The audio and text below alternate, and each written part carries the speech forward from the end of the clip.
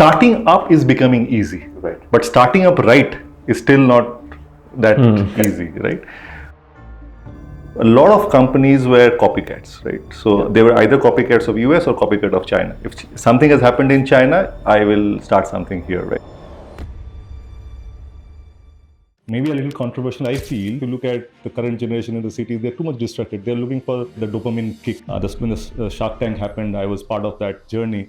We got 80,000 applications, and out of that, almost 46,000 of them were from tier 2, tier 3 cities. And the kind of ideas that are coming up are very genuine, very interesting ideas. Tier 2, tier 3 city has the right talent, they have the right focus, they are more grounded to the problems, which I feel the tier 1 cities are not.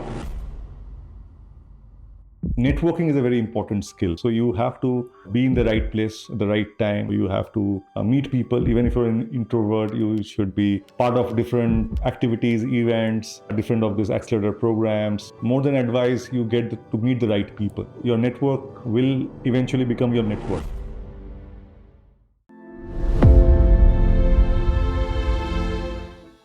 Innovation has global names, and most of them are not from India. We produce world-class talent for the world, but not enough companies that lead it. So what's holding us back? Fear of failure, a service-first mindset, or capital which doesn't like to take risk? The truth is, innovation is happening across startups, corporates, academia, and technology. What's missing is scale. A globally loved viral company from India. And that matters because India is at a rare inflection point. Small bets won't take us where we want to go. I am Jitesh, and this is Multipolar, a space for honest, structured conversations on what it really takes to build global companies and to spotlight the innovations already happening around us. No noise, no shortcuts, just real conversations. Let's get multipolar. Our guest has spent over 20 years building India's startup ecosystem. He is the founder and CEO of Incubate Hub, Asia's largest open innovation platform, and also a founding member of Mirai Ventures, India's first AI native venture studio. Welcome, Rajiv. It's an honor to start Multipolar with you. Thanks for inviting me. Absolutely. See, we were waiting for this, podcast to start for quite long.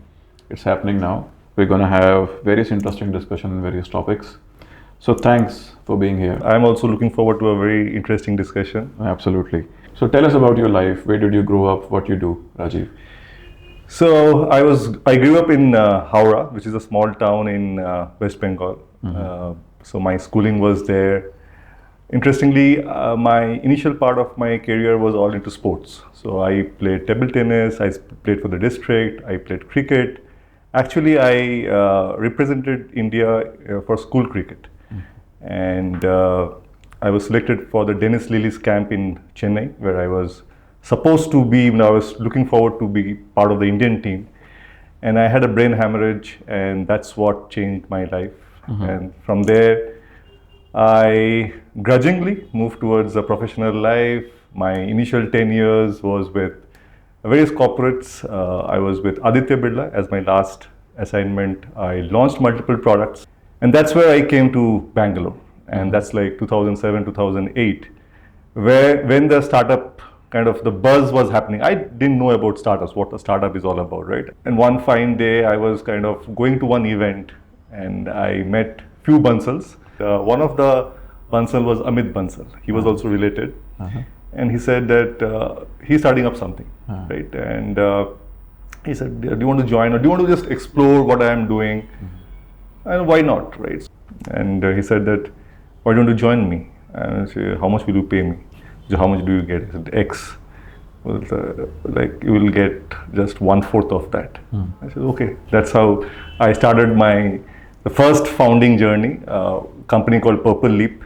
And Purple Leap was acquired by Pearson in 2012. So that was my first journey from a 5-member team to a 500-member team. Saw an exit event, which was supposed to be one of the most coveted event in a startup journey.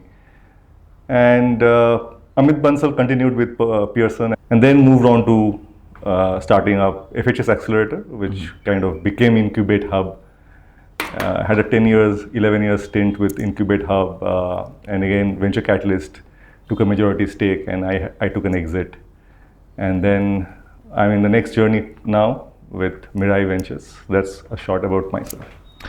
Wonderful. So that this Bangalore effect is real, right? The moment you stepped in, Yeah. you got a chauffeur-driven car, Yeah. immediately a job, Yeah. then an exit. So Bangalore is quite real, Yeah. whatever. By the way, I stayed back in Bangalore because of my wife. I wanted to go back to Mumbai, but she forced me to stay back to Bangalore. So that is how I stayed back. By the way, I wanted to go back, not stay in Bangalore. I wanted to move to Mumbai. Wonderful. How was that transition from grudging a job to a startup? How was that? So the initial phases was tough, to be very honest. So I kind of it was a very interesting journey. The initial days, I used to go to colleges. We used to take a train and go to tier 2, and we were in tier 2, tier 3 colleges. Right. So most of them we used to travel by train in the night and take sessions in the morning. Again, take the next train to the next location. And in that journey, we actually onboarded 300 plus colleges, all tier 2, tier 3 colleges, where we used to set up the VSAT. Most of you know the VSAT technology over there, and we used to take sessions over there. So it was a interesting journey, I will say, with its ups and downs. So the first startup journey is always special, right? So, Yeah. yeah. So interesting, Rajiv. 20 years, Yeah. right? 2 decades almost. Yeah, it's been a long journey. And you have witnessed this from jobs to startups, scaling startups, and doing various interesting things. So how you see that, what has changed in India? Where you see India now, where India was in, just 2 decades ago? Yeah, absolutely. As I said, with my first startup, I saw students wanting to become employable, right? So employability was more important. So we used to do employability sessions, trainings with corporates with them. And from there, moving to Institute of Product Leadership, where we were kind of moving from a service mindset to a product mindset. How do you have innovators or corporate professionals to move from a services mindset to a product mindset? And post that with Incubate Hub, where I see, when I go to colleges to take some sessions, we see that people ask about how do I become an entrepreneur, right? How do I start up, right? What's required? How do I kind of get funding? Now the questions have changed, the mindset have changed. Parents out there, then I'm talking about 2007, 2008, startup was more like, if you don't get anything else, you start a startup, right? So that's what the mindset was. From there now, it's like a dining room discussion, right? So people are talking about, Acha, what's your idea? Right? They're talking about valuation in the dining room. So the mindset has changed, and if you look from a government perspective with Startup India, Stand Up India, Invest India, there is a lot of the right buzz, the right kind of I will say environment for young entrepreneurs, young innovators, students to kind of start up right now. The investor ecosystem has matured. You have a lot of angel investors who are investing, angel networks who are kind of aggregating those angel investors. And you have now kind of built that ecosystem over a period of time with now corporates supporting startups. And the academic incubators are kind of coming up. So if you look at it, the ecosystem is now ready, right? I will say for that major leap to happen. And I think that's a pretty positive sign in the Indian ecosystem. Yeah, various changes. And if I ask you this, right, what is still working well in startup ecosystem and what is not? While you mentioned, right, ecosystem has established, there is an intervention by government, private players, academia, and more. But where still we are lacking? Because we often hear, right, startups are failing. There is sometimes a negative sentiment around it, and still some hesitations around it. So, in your view, what could be those top few things? Yeah, so if you talk about top 3 things that I see as hindrances in the startup ecosystem, in the journey, the first 2-3 years of a founder's journey, I feel that still the founders are not very clear about the problem that they're solving. They're still kind of more attached to the solution. That's one of the things that I see and I talk about, that don't get married to your solution, get married to your problem, right? So that is one of the things that I see as from a founder perspective, that that attitude has to change. From an ecosystem perspective, I feel that while there's a lot of opportunity to experiment right now in India, to get your first 10 to 15 customers, right, it's still difficult, right? The consumption economy has not picked up, at least in the enterprise B2B space. The B2C has kind of picked up. There is a lot of consumption that is happening, but from a B2B enterprise space, the consumption economy has not picked up, right? The government is trying to do few stuff from a B2G perspective, creating certain gems and other platforms, but that's not picked up the way it is picked up in, I say, US or in the European, German markets. And that I see as the second problem. And the third thing, I will say there's a positive that is happening in the ecosystem, is that now you have a lot of second time, third time successful entrepreneurs. So the cycle of a successful founder journey now they're giving back to the ecosystem. That's a very positive thing that has happened over the last 15 to 18 years. That I see as a positive. Overall, when you say from a government perspective, there is a lot of impetus, there is a lot of support that is there. But from an ease of doing business, a lot is still to be achieved in India, right? So when I talk about ease of doing business, it's just not about like removing 30 laws or 60 laws, right? On the day-to-day basis, the founder has to think about their business. In the first 2 years is very critical. Now they cannot kind of focus on regulations and GST, officers calling them, or the whole thing about the angel tax and 56B, 68B. Now those are distractions. Now in the first 2-3 years, if the founder cannot have those distractions, I think that's something I really feel that can improve in India. For the founders to focus on their business in the first 2 to 3 years, they should have that liberty to kind of make some mistakes, but government should not be kind of coming behind them. That's what I feel, to be very honest. A very valid point. Your policy regulations, of course, angel tax was brought in from a very a particular dimension, which is required. But you've also seen the other side, which is the investors' angle. How are they reacting to changes?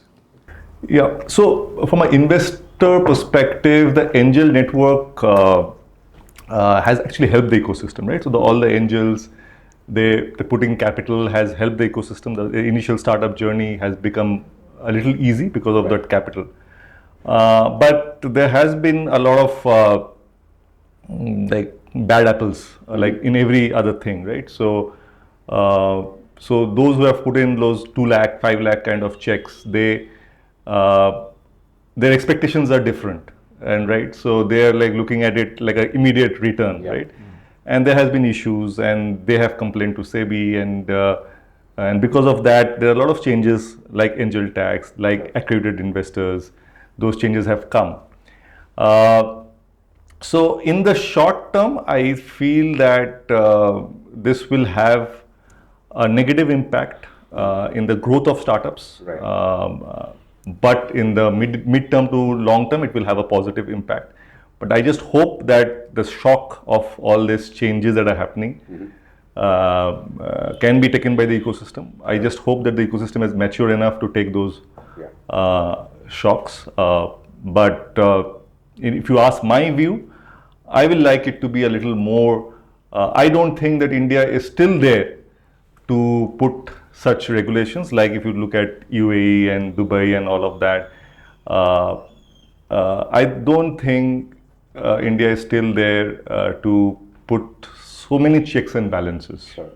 For it needs a little bit of that freedom Yeah. for the entrepreneurs to still kind of do their stuff and try to kind of get their first success. Any views that you have on the FDI? Because it's a entrepreneur's nightmare if there is a foreign investor coming in. You don't understand FEMA. You know somebody throws an RBI on you. They're all bonkers, right? So any views that you have on FDI? What could probably change there? I think many things, right? So forget about just from an investment perspective, but when you're doing cross-border transactions, there are a lot of challenges. You have to go through a lot of this, like your cash flows get hit because of a lot of these challenges, right? So, and I'm sure there are a lot that can be done, right? And cross-border transaction for B2B enterprise startup is super important. And from my startup journey, I have seen that how much time I spend on that. And then after that, you are being called for something that has happened in 2018, right? In 2024, Yeah. right? So you have to kind of go there and kind of clarify all those stuff. Yeah. Now that's a challenge, I feel. And definitely investment is a pretty big challenge, right? Double taxation is a big challenge. Right. And people are, so from an investor or investment firm perspective, we are a venture studio also. When we are trying to kind of get money from outside, it becomes a challenge. Right now with the Gift City, it is a little easy with those licenses, but still people prefer to have those entities in Dubai or Singapore or Mauritius to route funds, right? So, yeah. Yeah, I think just on that, right? The example you gave on ease of doing business, and then you mentioned about bringing money from outside to India is a challenge. And let me take off an example, right? Let's say if I want to open a company in India, I am looking for ease of doing business where? Like I want speed in registration of my company, or I need to be aware about policies, or policies should be available, aid should be available. So what is ease of doing business? Because if I'm India, I don't have a view of Dubai or Singapore, then is it just a perception because that's the narrative being set? That's a very good question, Jitesh, I guess. So I'll give you practical examples, right? As a venture studio, we help in forming a lot of companies. Now, the ease of registering the company has improved for sure, right? When I registered, it was 30 days, 45 days. Today, you can do it in 10 to 15 days. But when you want to take a GST, right, and you have the issues about what should be the address and various stuff, right? So then that's a practical problem that happens, right? You spend time and you have to bribe people, literally, right? So to get certain small stuff done, right? Still, it's prevalent. While we are talking about various other things, but on the ground, these are the truth, right? That's hindering the speed of doing business. Doing business as Yeah, well. so- And even I feel frustration. Yeah, from the and I'm founders. talking about now, I registered a company in Texas, it was done in 3 days, right? And I was trying to create a subsidiary in India, and it took us 3 months to create a subsidiary in India of a foreign company who will invest in India and hold 99%. 3 months it took, all the other stuff, FEMA and how do you, and everything that was like, and the issues is with India, it is not on the other side. So these are like practical challenges. How easy is it for founders to find advice on these matters? In your experience, do they know what they need to do? If they don't, do they know who are the right people to go and then reach out to? Yeah, it's still a challenge, but because there are certain success stories, if the founders have access to some of the founders, other deep tech founders who have been there, done that, it becomes easy. Right. What I have seen that it is approachable. All these founders who have been there, done that, they're approachable if you can reach out to them. But in that regards, I will feel accelerator can definitely help, right? Accelerator with their network, accelerator with the right kind of people, they can definitely support a first-time entrepreneur. Sure. So I think that's for sure. Yeah. Okay, I think with that I'll just build on this question further. If I want to build a network, right?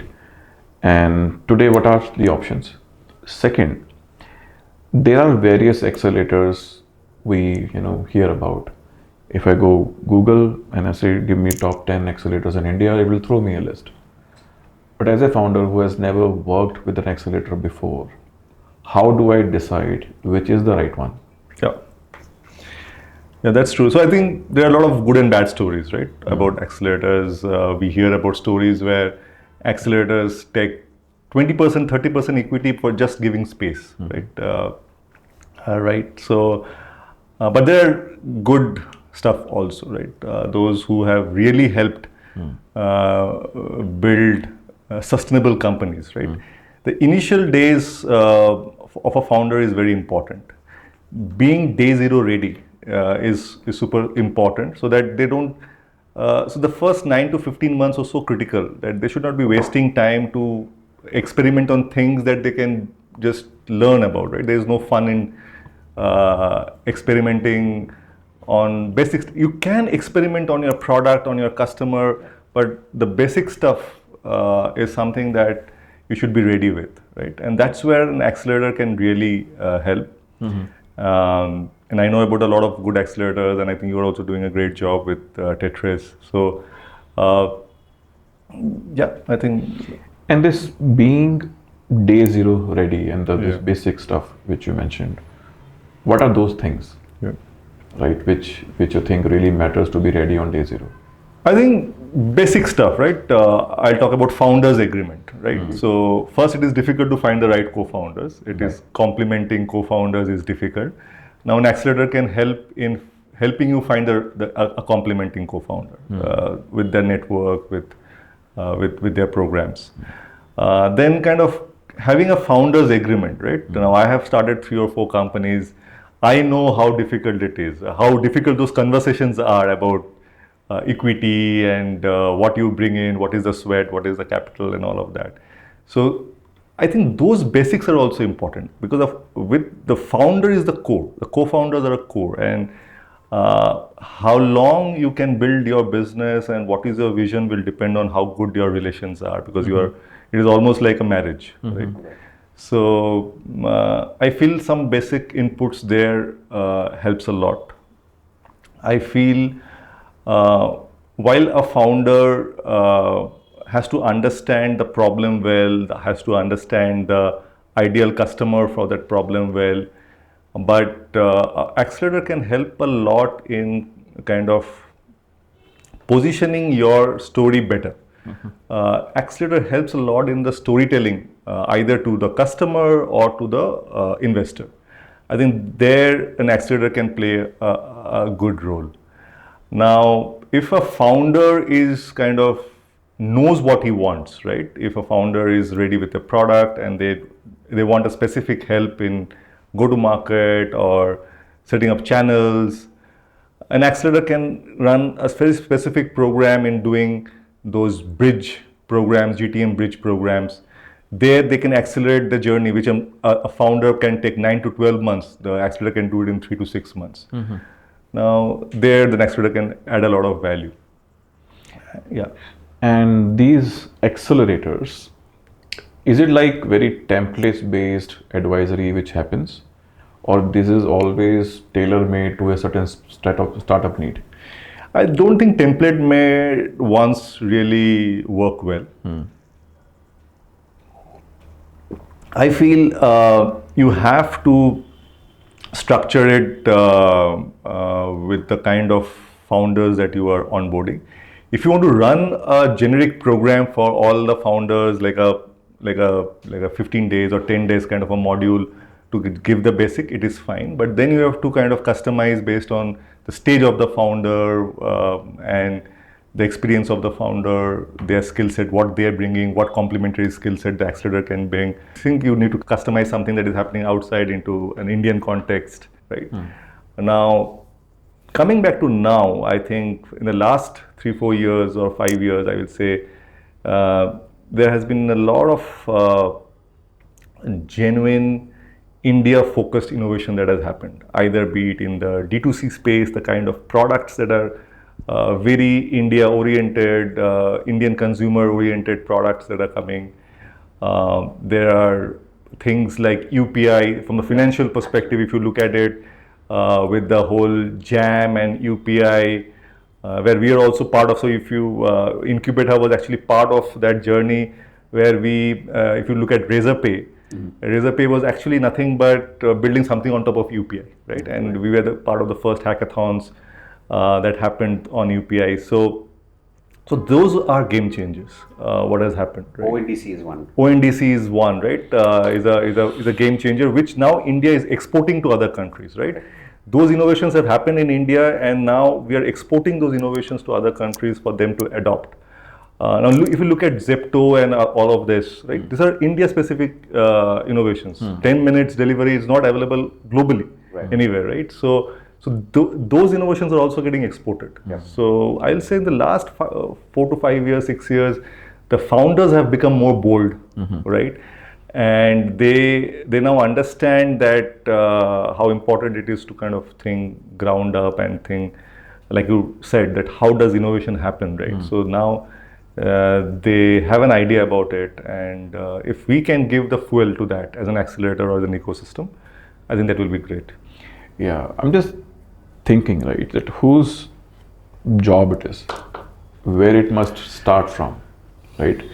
If I am someone, I found a problem statement, the way I need to think of solution, does that need to be innovative so that it will be called innovation?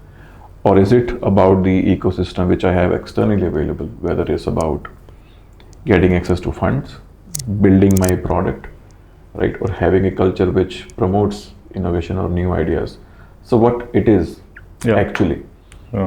And just to add to that, is, you made a very valid point. Why should innovation always be around tech? I think that when that comment was made, it was made more so saying that we don't have deep tech companies. But why should innovation always be around technology, right? Absolutely. Business innovation is something that I think we have continuously done.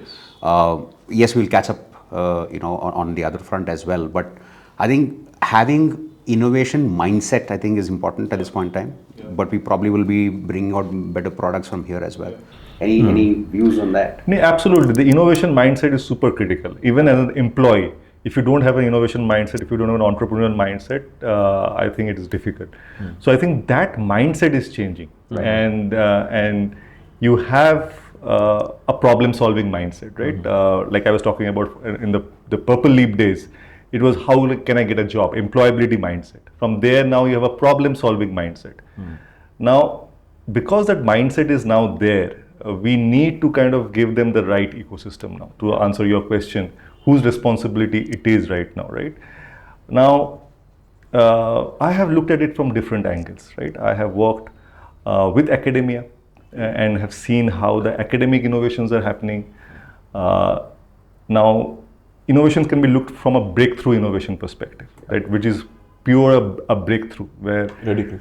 Yeah, so, and you can look at innovation, which I have spent like last 10 years, is from a corporate angle.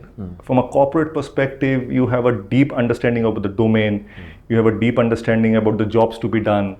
Right? Now, if you understand that, you can do a lot of innovation in improving efficiencies, and those are not breakthrough innovations, but those are also innovations that can scale globally. It can happen in India, and you can scale it globally, and that's something that is happening in the GCCs, right? You do a lot of experimentation, understanding in India, and then you're exporting those globally. So that's also one of the ways of doing innovation. So I will say, based on the way we are trying to do innovation, which is like either if it's a breakthrough innovation, then it needs a little bit of a patient capital, an ecosystem, which it needs the academia to be supportive, it needs the government to be supportive. Otherwise, breakthrough innovation is difficult. Like if you look at Israel or if you look at US, the military is from where the innovations have come, right? So that's where I feel the government and academia plays a big role if you want to do breakthrough innovation. But innovation can come also from the corporate setting, where I think India has a good strength because of the GCC and the other Indian corporate ecosystem.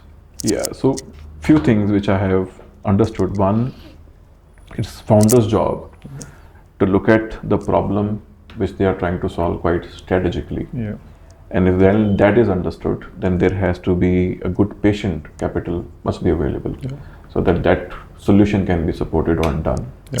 Then there has to be a good policy governance around it, so that can be marketed well. Yeah. And that's where innovation can happen. Correct. The second is to give an example which you can maybe validate. Breakthrough in this case, would you call UPI is a breakthrough? I will call UPI as a breakthrough. Yes, absolutely. Okay. And what work, let's say, Zepto has done that is more incremental? Incremental towards breakthrough, because I will say changing a consumer mindset. I am sure 4 or 5 years back you say, why do you need a 10 minutes delivery? You'll say half an hour is good enough, right? It's absolutely correct, yes. But to have that long-term view that I can change a consumer mindset, right? And I can read through the trends, what is going to happen, is an ability of a great founder, right? So I will call that also an innovation towards the breakthrough. Absolutely. So anything which changes at the end of the day a long-running behavior to something else. Absolutely. That has a high potential for a scale. Yes. But also being called out as a that is what I would call the breakthrough innovation. One reflection point again, we're calling these as breakthrough. At least I'm glad that we're saying, okay, we're bucketing that under breakthrough. The other breakthrough, in quotes and quotes, that people expect is, the kind of, let's say, an LLM. My view more so is that if you were to do that, I think you should start off from the grassroots level, which means to say that you build that kind of a research mindset in your colleges. In Israel, we took an example of Israel. Israel is doing that primarily because if you are not having a company while you are in college, then you are not good enough. Again, there some policy changes. You talked about R&D incentives, right? It is very critical. There is no R&D budgets available. The kind of research papers that our universities are churning out, they have to become better. Now, one leads to the other. It's a very systemic thing. It takes a lot more time. It's gradual. But what probably we are all seeing is the fact that that mindset is changing. People want to go in and challenge the status quo, be it technology, be it otherwise. So I think it is one feeding to the other. Just bringing it back to another point, how do you see tier 2, tier 3 cities, towns contributing into this? Yeah, I feel that tier 2, tier 3 is contributing a lot into this, and for two reasons. One, maybe a little controversial, I feel that when you are in the cities, right, you are too much distracted. Right? You are too much, if you look at the current generation in the cities, they're too much distracted. They're looking for, like what I said, the dopamine kick, the next thing, right? If I do something, I will get something. So, quickly. Right. If you look at tier 2, tier 3 cities, they have still kind of not distracted. They can focus on something. And interestingly, I was fortunate enough to be part of the first SPNI, Sony Picture Network was our customer, and when the Shark Tank happened, I was part of that journey. We got 80,000 applications, and out of that, almost 46,000 of them were from tier 2, tier 3 cities. And the kind of ideas that are coming up are very genuine, very interesting ideas. People have worked on those ideas. So I feel that a tier 2, tier 3 city has the right talent. They have the right focus.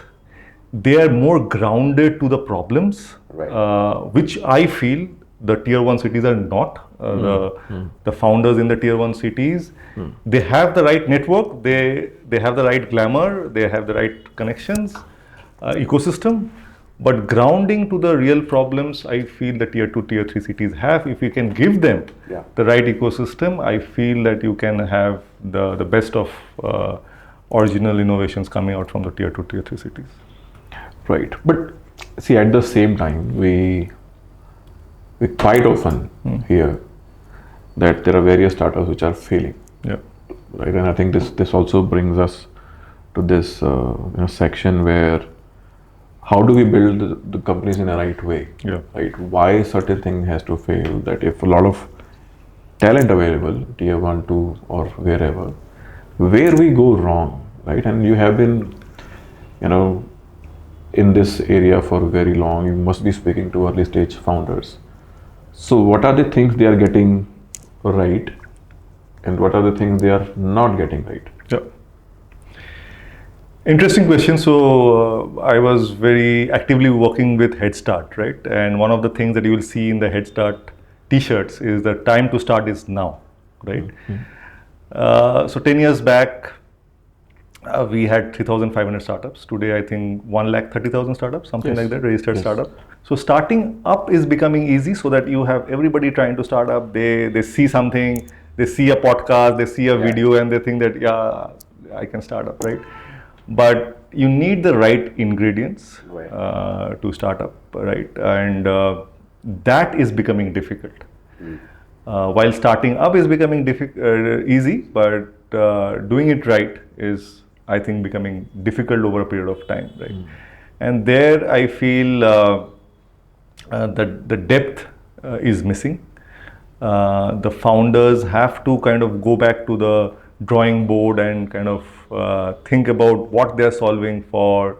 Is it a real pain point? Spend a lot of time with their customer, what we used to call ethnography, right? You be there in the shoes of the customer, understand your alternatives and competitive landscape.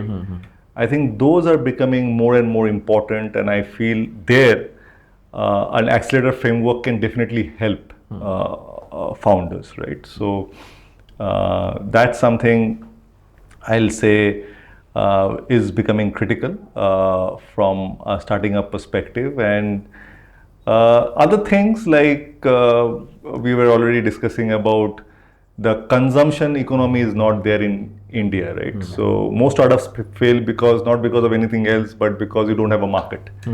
And your local market, which is your India market, is capped. At least if you're a B2B enterprise startup, it is capped. How far, how big can you grow is capped. So you have to go outside India, and very few founders have figured out the ways to kind of go outside India and build a business. So that's a critical piece. The third thing is patient capital, for sure. The patient capital is not there in India, so that's a hindrance for a lot of startups to fail. So top two, I will say it is the founder. The journey was great last 10 years. I was lucky part of the journey. I have actually got help because of that quick growth. But now it's more and more important that your grounding has to be solid if you want to succeed. Even I do believe in it. I think, see, it's a big country, right? And again, it's a behavior change. I see last 10 years where a lot of ideas have come in, experiment has happened, and there are quite success stories as well, right? With different companies have done really, really well. And now I see next 10 years should be more of getting that depth in, Yeah. right? And this is just my view, right? This is what we are discussing, that if I have an idea today, right? With this idea, I just go there and open a company and later realize, oh, this was not a right problem statement to pick in, and it's getting to a closure.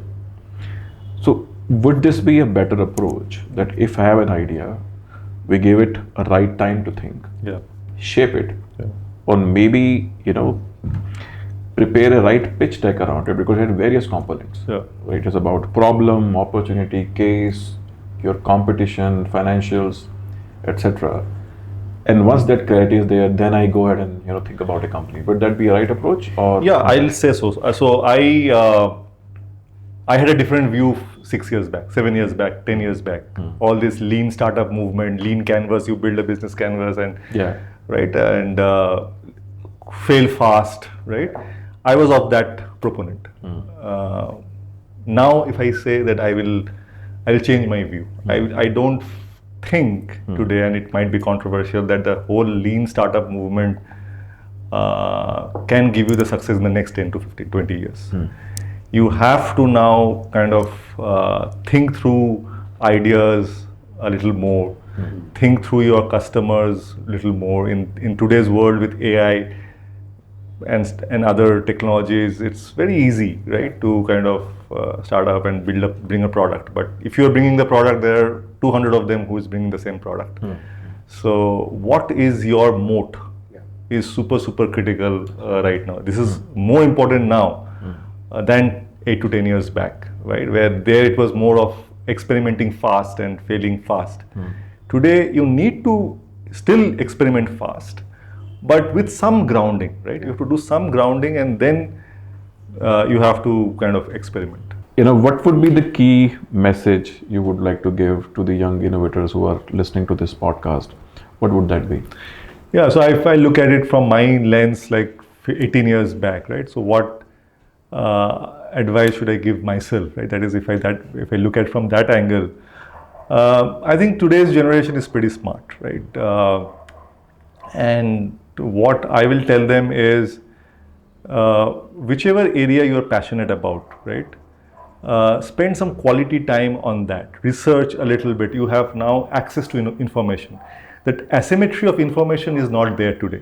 Like 20 years back, there was an asymmetry of information. Somebody knew something, somebody doesn't know something, and trade used to happen because of asymmetry of information.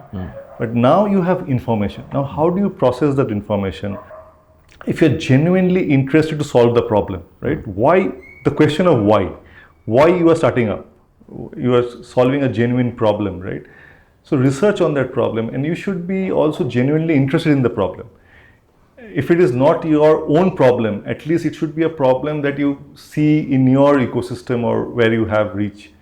I think those are super critical like things, and I will advise young founders to spend a little more quality time understanding the problem, understanding the ICP, and why they are doing what they are doing. What is, like, just because it is like the next big thing, the starting up is the next big thing, or starting up, that's not the right way, I feel, to start up. So so those will be some of the advice. Apart from that, I feel that networking is a very important skill, right? So you have to kind of be in the right place at the right time. So you have to meet people. Even if you're an introvert, you should be part of different activities, events, different of these accelerator programs, so that more than advice, you get to meet the right people. Right. So your network will eventually become your net worth, right? So you have to kind of spend time building those network as a young founder.